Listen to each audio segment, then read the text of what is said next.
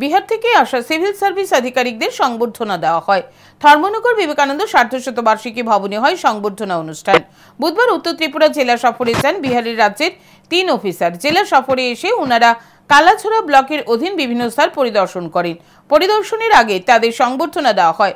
অনুষ্ঠানের উদ্বোধক হিসেবে উপস্থিত ছিলেন বিধানসভার অধ্যক্ষ বিশ্ববন্ধু সেন, জেলা পরিষদের সভাধিপতি অপর্ণা নাথ, কালাছড়া পঞ্চায়েত সমিতির chairman Tinku Sharma, vice chairman Bharati Bhattacharya, বিশিষ্ট সমাজসেবী কাজল দাস সহ অন্যান্যরা।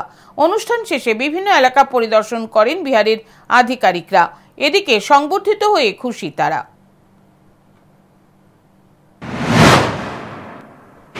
Now you are mentally ready and free to service not only Bihar but our country.